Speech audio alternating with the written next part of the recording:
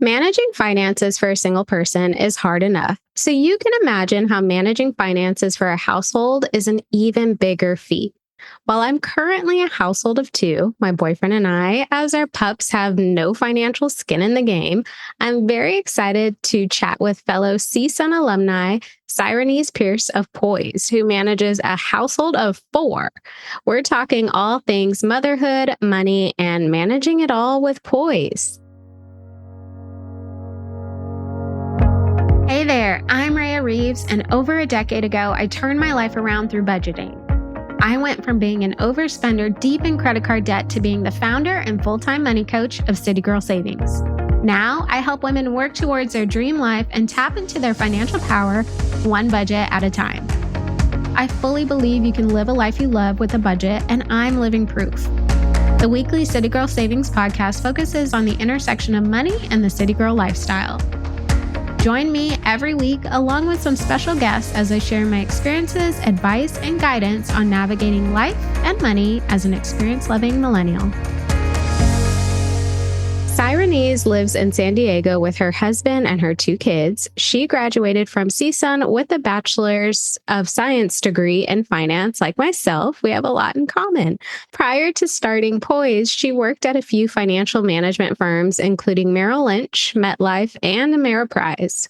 Sahirenys started the Poise blog to help millennial women, like herself, balance their finances and lifestyle with poise. She's the creator of the High Five Banking Method, and her social media is filled with incredibly helpful videos on managing money, meal plans, and more. Sahirenys, hello, welcome. Thank you so much for coming on the show today. I feel like we have so much in common, and I'm just really excited for this conversation. But I think before we kind of get into money and motherhood and all the things, can you start by sharing just a little bit more about your background and how you got to where you are today with your content? Yes, thank you so much for inviting me onto your podcast. I'm a big fan. I've been keeping up with all your content and it's all amazing. It's really good to see other CSUN alumni doing our finance thing out here and helping our community.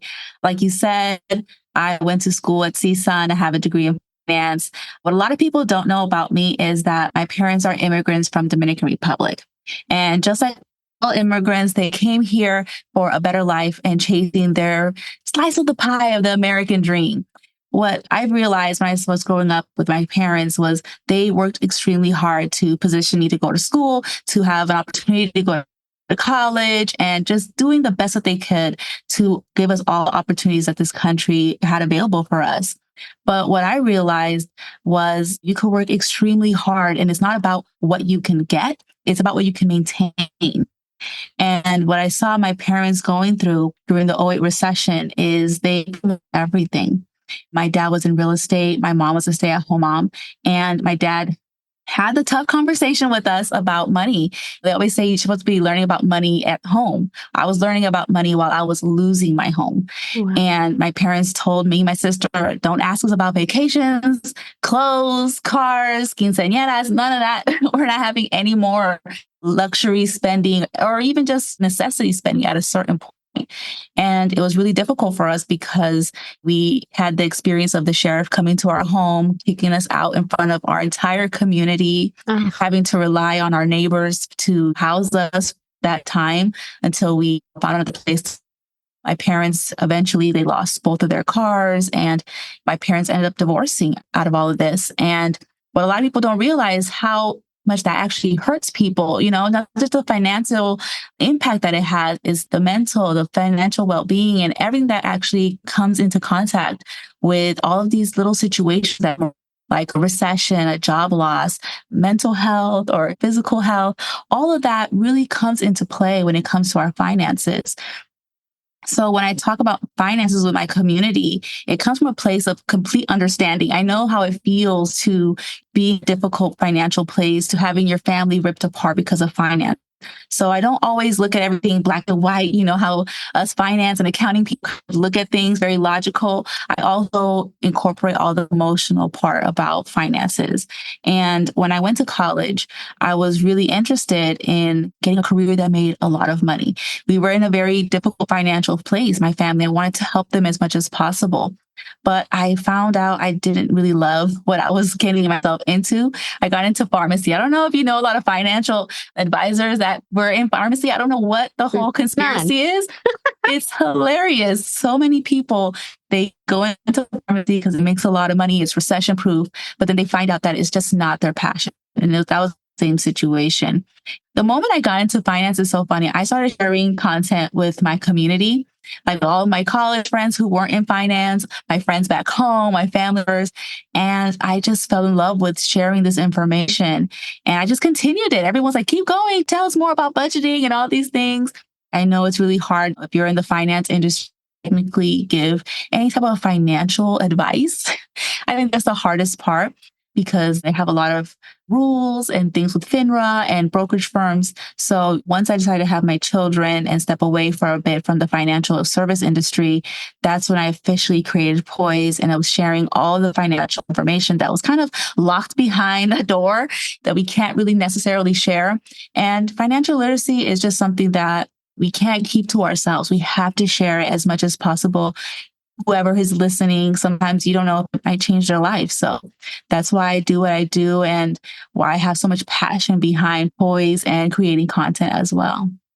Wow. So first off, let me just say that I didn't know that you had experience growing up with a foreclosed home. I feel like that is probably such a traumatic thing to go through with your family. I love that your parents let you and your sister know, like, hey, this is where we're at. This is what needs to happen. And here we are.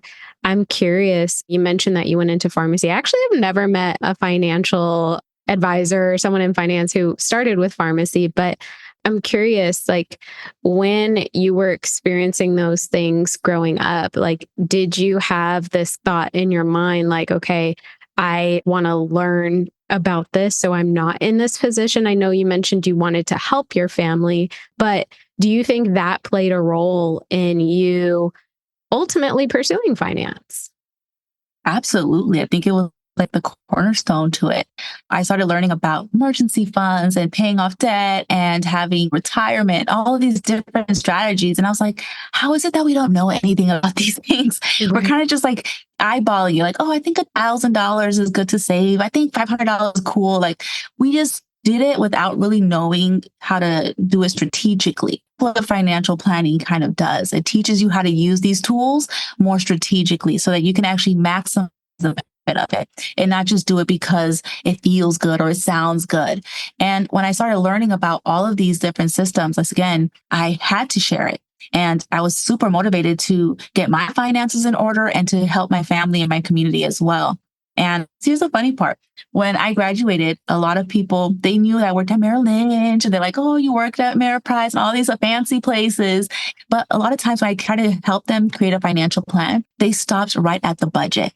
And I couldn't believe it. I was like, why is everyone stopping right at the budget? It's just overwhelming. They can't see the numbers play out. And I'm like, we can't get into investing, into paying off debt, into retirement and estate planning and buying a house, all these things, if we keep stopping right at the budget.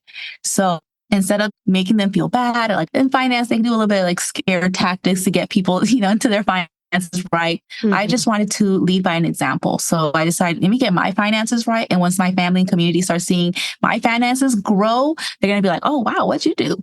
And that's exactly what happened, when it came to paying off debt, to my student loans, to how my husband and I cash flowed our wedding, to how we managed multiple family emergencies. People in my community, that my friends and family, they're still like, I don't know how you got through all that. It seems like a lot. I was like, I got through it because I had a systems, I had strategies to protect myself because I'm not perfect. I'm not Wonder Woman. I'm just me. So I have to take care of myself as much as possible.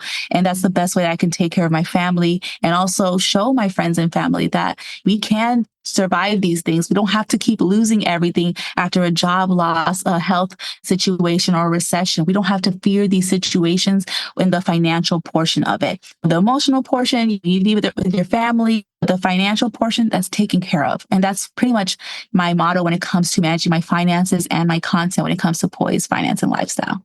I bet your parents are just so proud. I bet they are. They can't believe it, but they're like, they see me, they're like, we knew you would love doing this stuff. Cause I was always a big saver, very disciplined. It's like, that's so you. I'm like, I know. It is. And it's paying off. That's so good. I love to hear that. I feel like sometimes what we see growing up can either like hurt or help us, right? And you let your experiences help you get better and serve as motivation to helping those around you get better. So that's amazing. Thank you. So I mentioned in the intro that you are the creator of the high five banking method, which I think is such a helpful method for people looking to just manage their money overall. Now, there may be people who are listening who aren't familiar with the method. So can you break down what exactly the high five banking method is and how it works? Yes. So the high five banking method is pretty much a way to organize your finances with purpose. So what a lot of people don't know is there are a lot of secret components of financial planning and budgeting when it comes to the high five banking. So I want everyone to kind of pull back of what you think you should be doing with your finances and think of a more strategic way to organize and manage your finances, because money management is one of the most difficult things to do. So the way that I manage my bank accounts and my finances is that I have multiple bank accounts. I have 5 specifically. The high five banking method is composed of 5 bank accounts, 2 checking accounts, and 3 savings accounts. So the first checking account is to be for my bills because, hey, we all got them. We got to make sure they're Yes. paid in full and on time every single month. The next checking account is going to be for your lifestyle, because a lot of times we feel like we want to spend a lot of money, but we don't know how much, and we go into credit card debt on accident. So we want to make sure we put a cap on our lifestyle so that we don't go overboard, because we all have a lifestyle, but we have to know how to manage it correctly.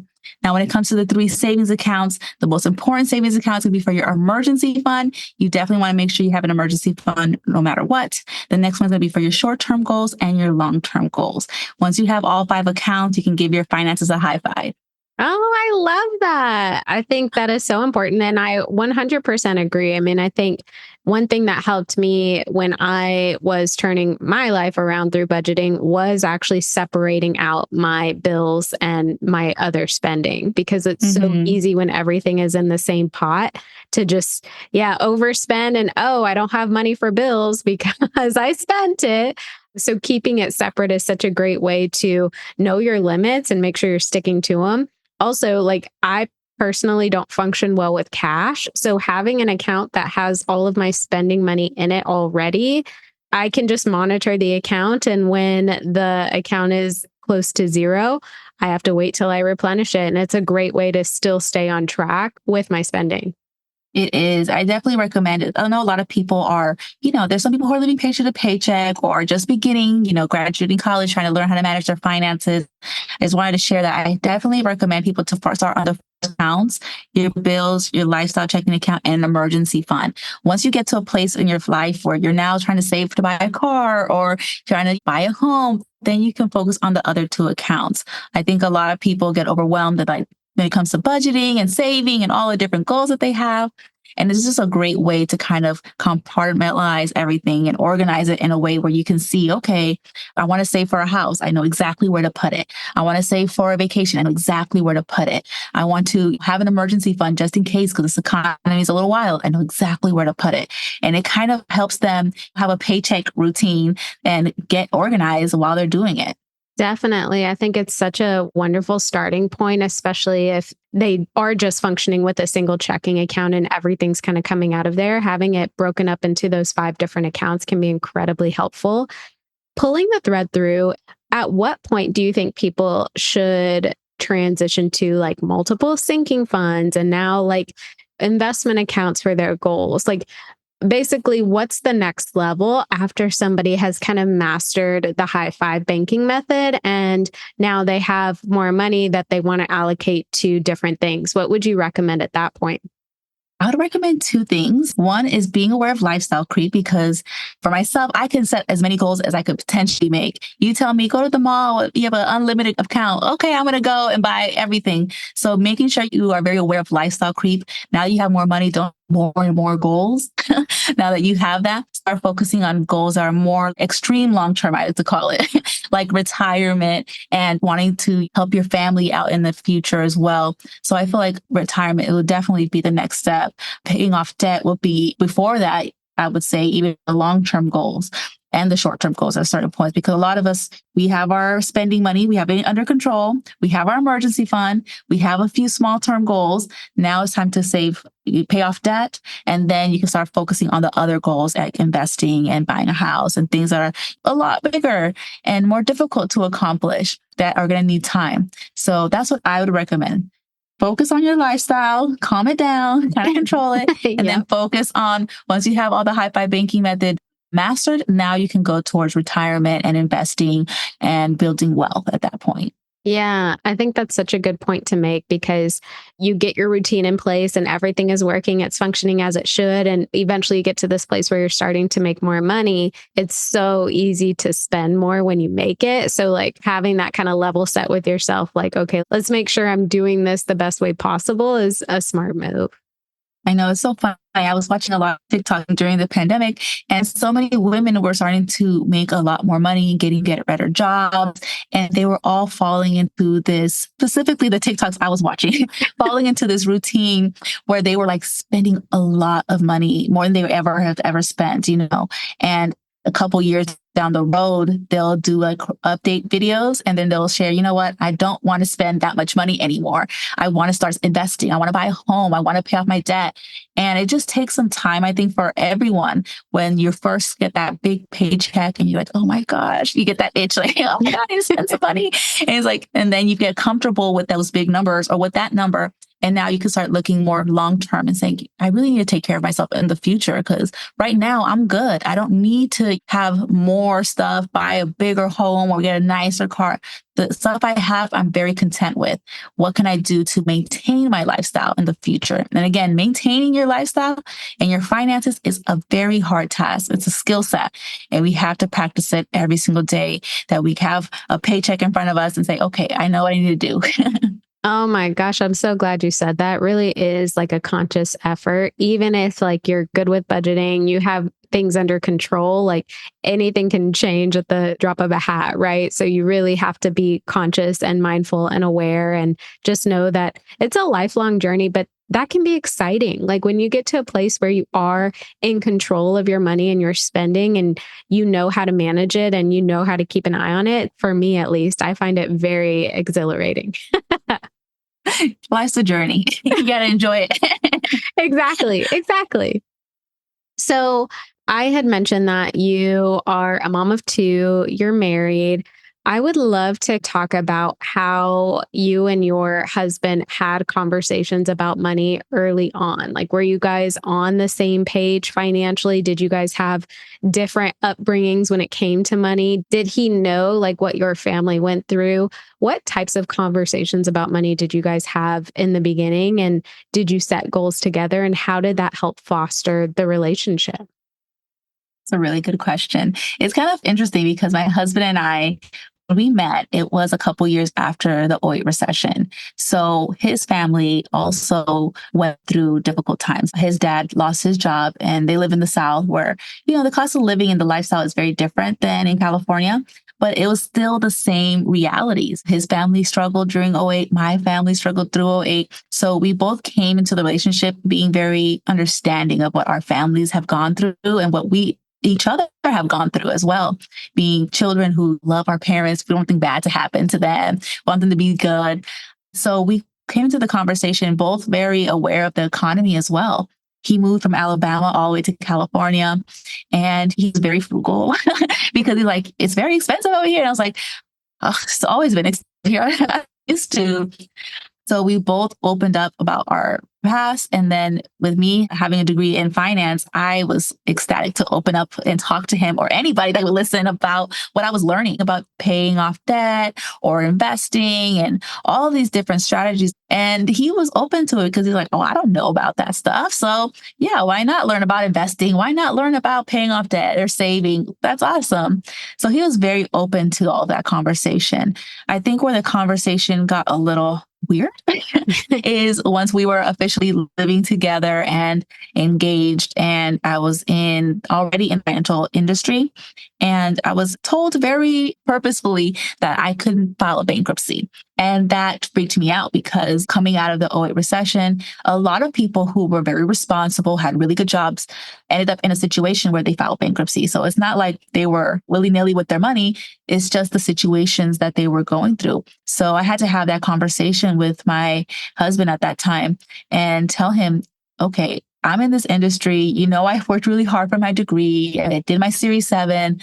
I don't want to lose all of this because a recession comes up or an emergency comes up. I want us to both be on the same page and want to be avoiding getting into any type of bankruptcy type of situations. So that means us budgeting together and opening up about our finances, us wanting to have an emergency fund. So if anything happens to you or anything happens to me, we have money that we can pay that bill and not have to stress out about it. And lastly, paying off debt. He had some student loans. I had some student loans. We got a new car. I was planning on getting a new car in the future. So we need to talk about all of these expenses and figure out how we wanted to pay it off. And it was difficult because we were also trying to plan a wedding at the exact same time. Oh, So I learned a lot of hard lessons at that time because I overwhelmed myself. And luckily we didn't get burnt out, but we did overwhelm ourselves a lot because we were studying a lot, we were working a lot, and trying to push as much money as possible to paying off our debts so that we can enter our marriage with a clean slate. And for us, that has been a very big blessing because since we got married, we didn't have any more student loans. We did have car loans, but we were able to pay it off in a way that made sense for us and start our family and start our businesses as well. So it was a journey for us, but it worked out. I'm open to sharing all of my knowledge that I have, and I'm happy that he was open. I always joke with him, I'm like, poor you, Freddie, you're debt free, you got some emergency funds, so hard. And he's like, well, some people want to go on vacation and relax. I'm like, you went on vacation still and you paid off debt. So you got the best of both worlds. yes. Okay. I love that. And I think the biggest thing I took away from you sharing that story was that you guys were on the same page. Like, there wasn't an instance where like he just wanted to just call it quits and go on vacation and just spend all this money. Like, you guys had a very specific goal and you worked towards it together. So I don't want to say suffering because that's not the right phrase. It's you're choosing to sacrifice so that you can reach the end result. And you guys did it together. And I think that's an important part of being in a partnership. Yeah, I think it's really important, or a very big piece that I also took from this stage of our life was that we were very understanding of what our parents both went through in our families. And that made it so much more easier for us to say, this is the right choice because we went through that. We saw how it was when our parents are struggling to pay the bills, when they lose their job. We don't want to go through that individually or together at all. So let's make the steps to protect ourselves and to make sure that we're protecting our finances and our household from that mental stress that comes from those emergencies and those situations. Definitely. And I'm curious because this isn't specifically money related, but I think a lot of the practices and principles you guys had as it related to money. I'm curious if that was the same approach you took with like other goals that maybe you had for the marriage or relationship. So with like how you're going to raise your kids or like living a healthy lifestyle, did you take that same partnership approach where you had the conversation, you guys got on the same page, and then you both moved forward in the direction that y'all set out to? Is that how it worked for y'all? Yes, we talk a lot in this household. We're like little two walkie-talkies over here. So you come over here and we're both talking about a lot of different topics.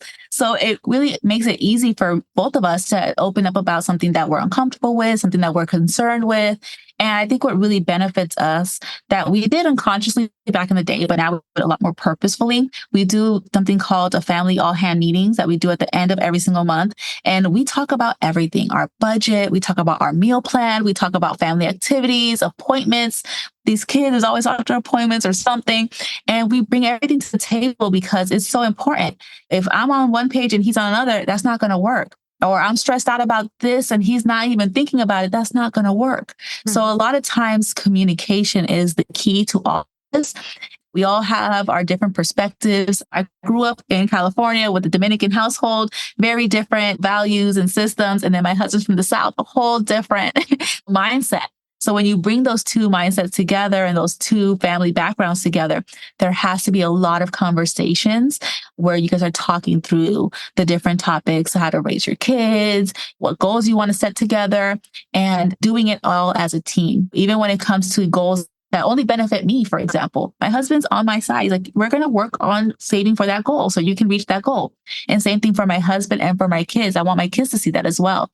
If my daughter wants to do something, we're all going to support her and help her get to that goal, whatever it may be, because we're a team and we're not going to go far if we're all against each other in the household. Right. That's the reality. I love that. I think that's so important. And if I have kids one day, I definitely want to take a similar approach because I feel like that level of support from a kid's perspective, when they actually become adults and move into like the real world, they just have this confidence and this like knowing that like I'm supported and this unconditional feeling of love and support from parents who actually supported them all their lives. I think it makes a big difference in how people function as adults. So that's really great to hear. Yes. I think the important part too, especially like if you are a parent or you're thinking of having kids, is teaching them the art of decision making and problem solving. When you're having a conversation about finances with your partner, when it comes to paying off debt, making more money, whatever it is, it's all problem solving. So you have to like teach them in real life, like little examples. Okay, what are we going to eat this week as a family? What are you interested in eating? What are you interested in eating? And bring it together and problem solve as a team, because in the reality of life, when you're working in corporate or you have a marriage or whatever you're doing, you have to work together as a team a lot of times. And that communication can be very difficult at that point.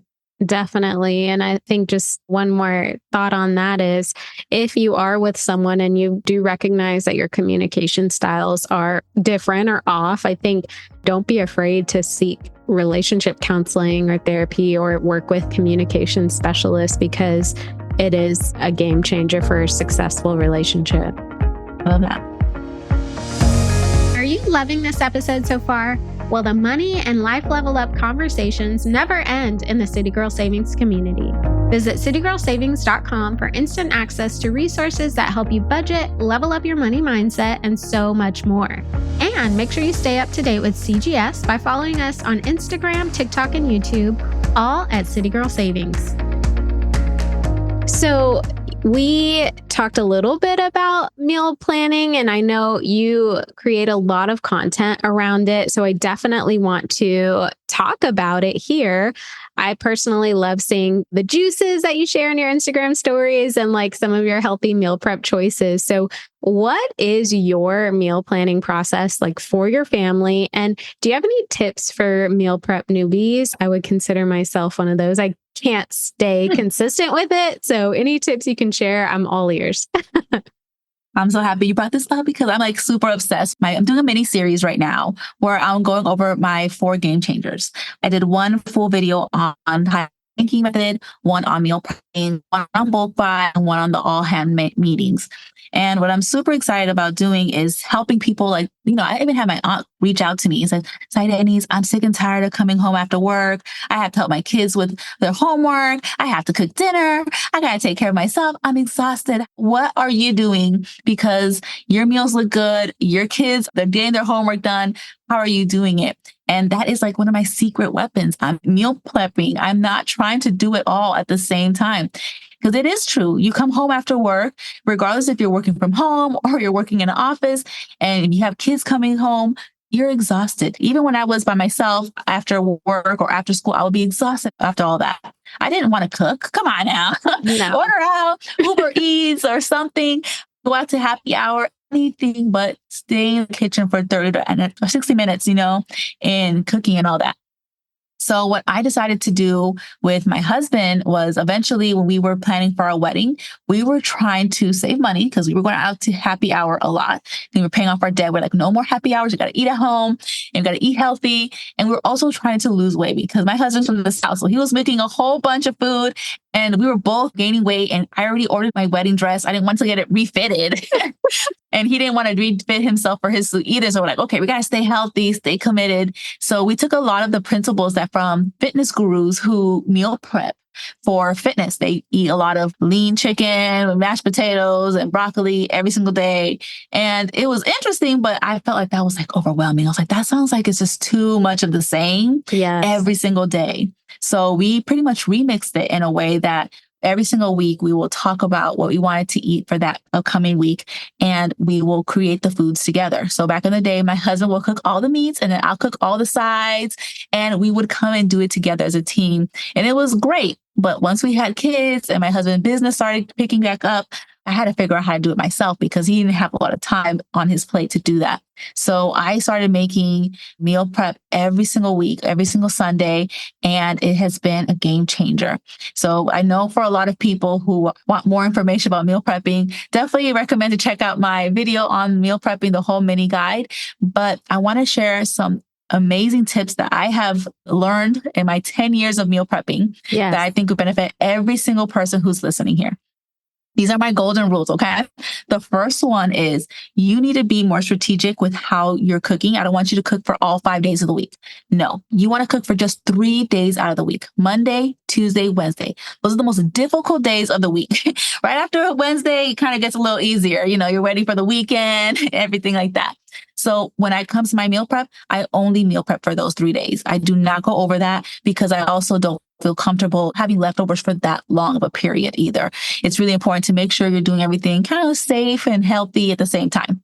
The second rule is you need to designate your lazy days. So I have my lazy dinners on Thursdays. Those are the days I have my frozen meals from Trader Joe's. I'm ordering a pizza maybe. We're having charcuterie board, nachos, something super easy that doesn't take a lot of time. Those are the days. And if you sit back and think about it, I haven't really cooked anything from Monday to Thursday at that point. Right. I haven't touched my kitchen. My kitchen is clean. I'm not in the stove cooking it up. I now have time to help my kids with their homework, to go work out, or just relax because I love to just sit down on the couch and do nothing. Now, the third tip that I want to share with everyone is when you are new to meal prepping and you have no idea what you want to cook. Like you have no recipes in mind. You're like, I don't know what I want to eat. I have nothing, that I'm kind of savoring for at that point. I recommend the rule of 3. That's where you create a meal with 1 protein, 1 starch, and 1 vegetable. It is the easiest way to come up with a very simple meal that everyone could potentially like at that point. It could be rice with chicken and, a little salad on the side or zucchinis. It's super easy. I think it's one of the best ways to come up with a meal plan without stressing yourself out too much. And the last tip that I wanted to share from that one was to designate Sunday as your meal prep day. I know that the weekend, everyone wants to relax and brunch and all these fun things, but you really want to have a certain specific time day, really focusing on getting everything done that you would potentially be trying to do throughout the week. So on Sunday, my husband, he's washing clothes and folding clothes. Now meal prepping and cleaning the kitchen so that the rest of the week, we don't have to worry about laundry. We don't have to worry about cooking. We don't have to worry about cleaning. Everything's done so that we can put more time and energy on taking care of ourselves, taking care of our kids, and doing things that we're actually interested in. We have a hobby or not, or you want to work out. I think it's so important for us to kind of make our days a little bit easier on ourselves and not so overwhelming. So many to-do lists. Yes. I think you make such a good point about, Sundays, you want to do brunch, you want to relax, but it would be so much more effective to get your meal prepping done on Sunday so that Monday, Tuesday, Wednesday, when you work and you have kids or partner or family, whatever, you don't have to worry about it. You made such a good point. Like, you're not in the kitchen Monday through Thursday. You're pulling the food you made from the fridge. Like, that's mind blowing. So get over Sundays being like you're not doing anything day and just at least meal prep for those first 3 days. I think that's impactful. Now I'm curious, and maybe you can just share like one of your favorite recipes, but when you meal prep on Sunday for Monday, Tuesday, Wednesday, you're eating the same meal Monday, Tuesday, Wednesday for dinner. Is that right? Or are you using Sundays to create maybe 2 meals? No, so I want to clarify that for 100%. Yeah. So on Sunday, I am creating 3 different meals. So every single day we are having completely different meals. I am not a fan of eating the same thing, like leftovers every single day. Like, no, if you have a little bit of leftovers, I'll have that for lunch the next day with a little bit of a salad and call that a day. But every single day is a new meal. So my kids look forward to it as well. They're like, I can't wait for Taco Tuesday and stuff like that. So that's one of the main things that you want to make very clear, especially if you have a partner, because a lot of times, it's one of the questions I got recently on a Q&A for my meal prep. Their partners don't want to eat leftovers. And I'm like, I 100% agree with that. I don't want to eat leftovers every single day of the week. No. Give me something new, something different, make it exciting. So every single day is a different meal. So I want to share with you guys another little tip that I use when it comes to meal prepping. It's amazing. So one thing since I'm Dominican, what we like to do in our culture is we make our sazon, which is our wet Dominican seasoning. Some people call it sofrito if you're from Puerto Rico or different Caribbean islands. This is very, very common. So what we'll do is once every quarter, me and my mom will come to my home. She'll buy a whole bunch of onions and bell peppers. And I'll buy a whole bunch of garlic and cilantro, and we'll make a big sazon together. And what we'll do with the sazon, because we're making it in bulk pretty much, she'll have like 3 mason jars and I'll have some 3 mason jars and I'll freeze it. And then I'll have one in my fridge, and that's what I'll use to season all of my meats, my stews and my rice and beans. And it makes cooking so much easier. I don't have to be there cutting onions every single Sunday, cutting up all of those vegetables. But that's what brings the seasoning and the flavor to the foods. Right. So this cuts that time dramatically in the kitchen. And it's so beneficial because you can also pre-season all your meat and then put it in the freezer and make it even easier for yourself for meal prep. But I usually just leave that mason jar in the fridge and take it out and make my rice and beans and make my meats. And it's just such a great way to kind of maximize your time in the kitchen.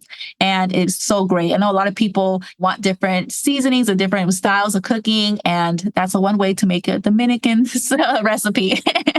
I love that. And I think that's so smart, right? Like have like some of the main ingredients already done. So when you are doing your meal prep day, it's not as taxing. Like it doesn't have to take the entire day to get everything done.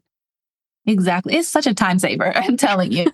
And then when you do it with your mom or with a friend, also learning about your culture, you're spending time together and you're cutting the cost of all of these expensive vegetables because not around over here, bell peppers are super expensive. So we're like, okay, you buy 5, I'll buy 5, come together and we both get that. And it makes it so much more enjoyable, kind of like bringing the community aspect of it. I love that. I think that's a great piece of advice. And you bring me into kind of my next thing that I want to talk about, living in California. So you're in San Diego. California itself is a very expensive place to live. I'm not sure how San Diego compares to LA, but I'm sure it's expensive. So I'm curious. Obviously, you're from California, but your husband's from Alabama, and he had mentioned like the cost of living is crazy. But do you have any tips for people who are looking to like relocate to a higher cost of living city? Or is there anything that you guys do to help keep your cost of living costs as minimal as possible? I'm going to share 2 separate tips. The first one is becoming debt free. When I look at our debts, like our student loans and our car payments, that amount of money is a lot of money. It adds up very quickly. And one of the things that we realized during our debt-free journey and during our journey into starting our businesses is that we wouldn't have been able to realistically afford becoming parents and starting our own businesses if we did not pay off that debt. That debt is a lot of money because each car is $500. That's $1,000 already. Yeah. Then when you add in your student loans and if you have any credit card debt, that really piles up quickly, and it makes it difficult for you to be able to afford a more expensive housing or food costs or healthcare. That's something that we had to look into once we started our own business. We're like, oh, wow, we have to pay for our own healthcare now. And that right there is like almost several car payments. Right. And for us and our two kids. So if we never became debt free, handling that cost would have been very astronomical and very difficult for us to do. And to maintain that debt off our books has also been beneficial. So it's not just becoming debt free, staying debt free as well afterwards is very, very important. Now, the second tip that I wanted to share that really allows us to kind of maintain our cost of living so that we can, still live in our hometown is our forces. Hi-fi banking method, managing our finances to the T, making sure we have our emergency fund and being aware of how much money we have that we need for our bills versus our lifestyle, controlling that. The second one is going to be meal prep, controlling our food costs is a huge expense for families, especially.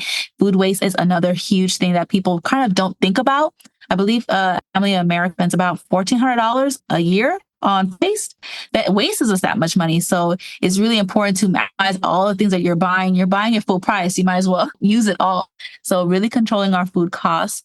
Our bulk buy is another really big one because I know a lot of people, if you buy in bulk, you can save some money. Yes. But also it can help you avoid any overspending or spontaneous spending that happens when you go to Target or Costco. You go there, you're like, oh my God, cookies, a t-shirt, it starts happening. Oh my God, that outfit for the baby, that's going to be perfect. The list goes on and on. We have so much already in our head that we have to maintain and manage. The last thing you want to do is add another $200 to your run. So really being aware of your bulk buy. And then last, our family all-hand meetings. Important for both of us to be on top of our finances and everything that's going on, because it's always those little things that catches us off guard, like a birthday. Oh, the kids want to have a book fair, and you're like, oh, all these things keep coming up. And if you don't plan for it, then it's going to be very difficult to budget for it and to not end up getting into credit card debt. So those have been very big game changers for my family and has allowed us to stay in California, afford our lifestyle, and make sure that we're not overly spending on things that aren't worth it for us. I don't want to spend more money on groceries if I don't need to. I don't want to spend an extra $200 at Target if I don't need to. I could really utilize that money to make my life easier and save more money for my emergency fund or whatever makes me feel more comfortable. Say, okay, I can stay here. I can live here. As long as I have, a good emergency fund, I have good backup plans, I have my community, we can get through this. I think that's incredibly helpful. And you raise a good point by kind of explaining that, hey, like doing the hard work of sacrificing to pay off your debt in the beginning is just going to make your living situation so much better later on. So I definitely want to talk about your debt-free journey. But really quick, I have a question. I want to make sure I don't forget it. When you have your family all hands meetings, are the kids involved, or is that just you and your husband and you're discussing family things? Like, do you pull the kids into those meetings at all? We bring them in for the kid-friendly options, kind of like when we're doing family activities. What family activities do we want to do this month? Do we want to go to the museum? Do we want to go to the beach? Do we want to go to the park? There's cost-effective things to do as a family that doesn't cost an arm and a leg. But if you don't bring them to the table, no one's going to say anything. So it's really important that, get the kids involved in those parts of the conversation. Then also the meal prep. Sometimes my son will be like, oh, I want to eat nachos. I want tacos. I want this. I'm like, okay, we can add that to the meal plan. We can do that. That's reasonable, but you have to listen to your kids, get them involved and have them involved in the puzzle pieces. Cause it's pretty much like a puzzle. You're like, okay, this month we're going to do this week we're going to do this. And it's like, as a team, we can do that a lot easier instead of just assuming everything that I want to do or everything that my husband wants to do. We have to kind of work as a team and collaborate. And that's some really good skills for our kids as well to have. They know how to collaborate. They have their own ideas. They don't feel like they're being shut down. Our parents, me and my husband's parents were like, okay, we're open to listening to what you want to bring to the table and having a table for them to have a voice at. So it's really important. I love doing it with them. Yeah, I love to hear that. I had a feeling that would be your answer, but I just wanted to know. But we don't involve them in the budget or stuff like that. Right. They don't need to worry about that just yet. No. They're a little too young still. They're only, my daughter's 8, just turned 8, and my son's 6. So they're still a little young to learn about all of the other stuff, but we're getting them into it very slowly with like their play money. It's like, okay, you have $50 this month. What do you want to do? I want to go buy a dress. Okay, that's what we're going to do then. But that's an easy way to kind of like transition them into the conversation of budgeting, learning how to manage what they have and what they want to do, and set goals too. My daughter's like, oh, I can't wait for my birthday. I'm going to do this. I'm like, okay, we're going to have a budget.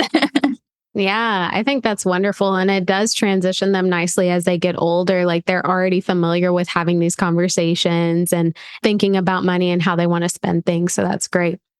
So let's transition to your debt-free journey. I know you kind of walked us through, you and your husband were on the same page and you guys kind of went hard and got it all taken care of. But were there a few specific things that you guys learned along the way?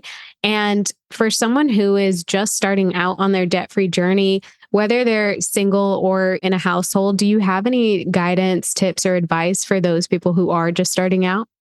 Yes, I have a lot of advice, a lot of tips. The first thing is stop trying to do everything at the exact same time. I know that there's a lot of people online saying, oh, we're paying off debt, we're saving, we're investing, we're traveling, we're making millions, we're having the whole list of what they're doing. And I think that overwhelms a lot of people and they end up doing very little in every single one of those categories.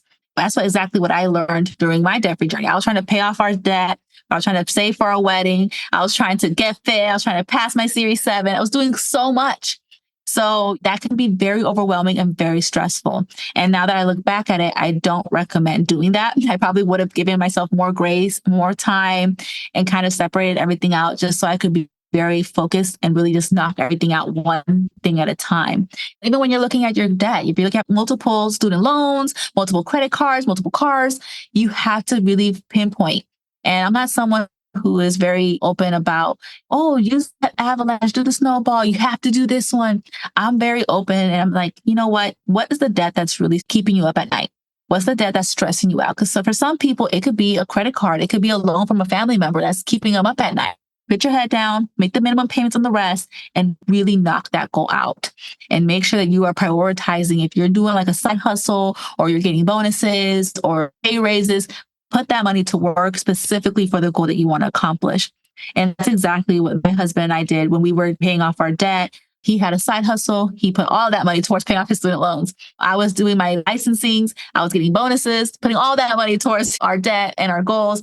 And it really propelled us forward. Instead of increasing our lifestyle because we're stressed out, we're tired, we're like, let's do the meal prepping, let's do the pool buys, let's reduce our stress in other areas so that we can prioritize most of our time on knocking out those goals. And again, I know that paying off debt takes time. My debt-free journey took 5 years. So another tip I really wanted to share was don't feel bad if you have to take a break from your debt-free journey. Something I don't share a lot about was in the middle of our debt-free journey, my son, he was born with a heart defect and he had to have open heart surgery. So we had to completely postpone paying our debt payoff. I then had to go aggressive on making money and saving money for whatever that may come up during that time for our emergencies. And we realized a lot more to life than just hitting our financial goals. Even as me, who's a finance person and, all we talk about is finance and financial goals. When you see family members and other people struggling with their emergencies and their situations, you kind of bring the human aspect and the human touch back into your life. And you say, you know what? I want to pay off my debt, but I need to make sure that I'm prioritizing what's most important. And once that is all taken care of, we can go back to paying off debt or whatever financial goal that you have that you really want to accomplish. And the amazing part about my journey is once my son's situation got cleared up and he was healthy and back walking around like nothing happened, we actually, because we were working so hard and making so much, my husband was working overtime, we actually got a tax refund and it allowed us to completely pay off the rest of my car, which was debt. And so sometimes pulling back and really focusing on what's most important does pay off at the end of the day. So I always tell people, don't feel bad about postponing. You never know what might happen in the future. And that situation really made me see, okay, I don't have to guilt trip myself or put myself down thinking that I'm not being successful because we're not paying off our debt or we're not hitting this goal, whatever. Everything's going to happen at its time, but we need to give ourselves grace and we need to understand that life is going to life sometimes. Yes. And we need to make sure that we're prioritizing what's most important. Yeah, I'm so glad you shared that. And thank you for sharing that. And I'm so glad everything is good with your son. I love that you said, like, hey, I got to give myself grace as I pause on something that meant so much to me and I was so focused on, but I have to shift gears because this is more important. I think that's such a big thing that people need to understand, that it's okay to pause and shift your focus somewhere else and come back to your goal. It's absolutely okay. And I love how a tax refund kind of came into your life and got you on track, right? Like you were right back on track with your goals. And I think the universe does that, or God, or whatever a person believes in. I think if the end goal really is to be debt free, but you do have to sidestep to go somewhere else, you're still going to be debt free, and things are going to happen that are completely out of your control that are going to help you be debt free. So also just having a little bit of faith that things will work out can make a big difference. So true. So true. I think it's so good. That's why I don't like sharing that story, but I share it because it is so important, because people kind of feel pretty down and desperate when they're going through their debt-free journey. They don't feel happy about it. That's why they're going so aggressive. Yeah. And things come up, and it's important to do the right thing. And doing the right thing does pay off. It definitely does. And you're absolutely right. I think we can't be so hard on ourselves all the time because that's just life. And I know I am working on that. It's something I struggle with, is not reaching goals when I want to reach them. And I actually lost my mom last year. And I had a lot of goals that I had set at the beginning of the year. And it was going to be like this big boom year, and I was going to do so much. And her health started to take a turn in April. And to your point, like I had to shift my focus, and I have zero regrets about it. But it taught me that you really do have to give yourself grace, because things that are more important than reaching your goal are going to come up. And it doesn't mean that I suck or I can't reach my goals in the future.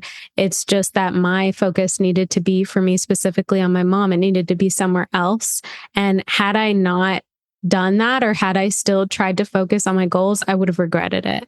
And so it's just have to let life and kind of flow with the river sometimes. And then you get yourself back on track. Yeah, that's so true. I'm so sorry about your mom. I know that's so hard when your parents pass away, and family is really important. I think puts the nail in the coffin. You're like, okay, I need to change my perspective. It's not all about making money or my business or anything like that. And that's really hard for us as a country that's very consumerism and all that stuff. To say, you know what, that stuff's nice, but it's not everything. You know, our family, our relationships are so much more important. And even when you're talking about big goals, you know, like buying a house or retirement, all those things are important, but you really want to make sure that your life right now is okay. Yeah. So I always tell people it's really hard to focus on the future when your reality is a mess. Ooh, so take care of the future later when you're in the right mindset, but take care of right now because you need it. Absolutely. And like the future isn't guaranteed. I'm not saying YOLO, right? Like don't act like you won't have a future. But I think to your point, like focusing on the present and making sure that you are happy, healthy right here and now is just going to make sure that your future is that much better. That's so true. Well, I absolutely love this conversation. I think the people who are listening to this are going to take so much away. I know I did. When I have a family, if I have a family, all hands meetings for sure. I love your advice for meal prepping. I didn't even consider the fact that if I do it Sunday, I don't even have to worry about being in the kitchen Monday, Tuesday, Wednesday, Thursday, you know, have my lazy day. So I love that.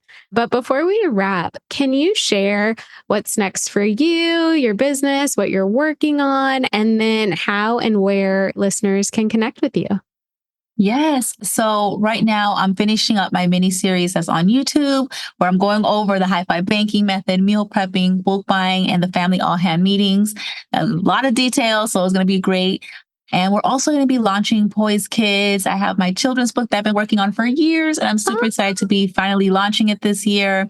Working with it on my kids. They have like a YouTube channel for their Poise Kids, where my daughter's doing art. My kids are really into art. So it's really fun to get them involved and have them like, oh, my YouTube video, you know, it's super exciting for them too. But that's pretty much what we're going to be working on, and continuing to help the community with personal finances, with my systems, and doing blogs and videos, all that good stuff.